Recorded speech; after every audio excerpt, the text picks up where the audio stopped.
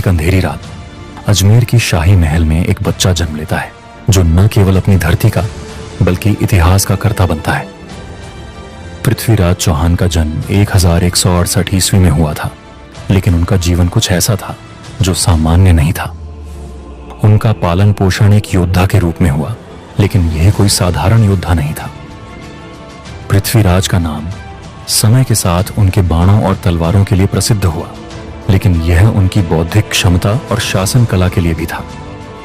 राजमहल के शांत वातावरण में वह कभी भी साधारण बचपन नहीं जी पाए। उनका हर कदम एक ऐसी घटना से जुड़ा था जिसने न केवल उन्हें महल के अंदर बल्कि देश के इतिहास में एक अमिट स्थान दिलाया। लेकिन यह केवल विजय और सम्मान की कहानी नहीं थी। पृथ्वीराज के जीवन में एक ऐसा मोड़ आया जिसने उन्हें अंधेरे रास्ते की ओर ढकेल दिया।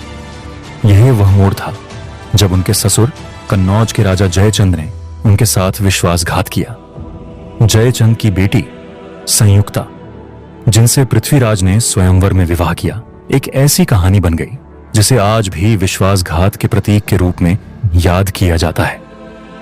जयचंद, जिन्होंने कभी पृथ्वीराज की वीरता का सम्मान किया था, उसी ने मोहम्मद गौरी को पृथ्वीराज के खिलाफ लड़ने का मौका दिया। यह विश्वासघात न केवल एक राजनीतिक कदम था, बल्कि यह पृथ्वीराज के जीवन का एक व्यक्तिगत आघात था जिसने उनकी सोच को गहरे रूप से प्रभावित किया।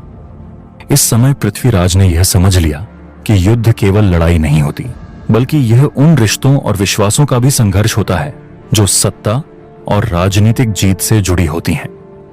यह विश्वासघात अंततः उन्हें एक और महत्वपूर्ण युद्ध की ओर ले गया, तराइन की पहली लड़ाई।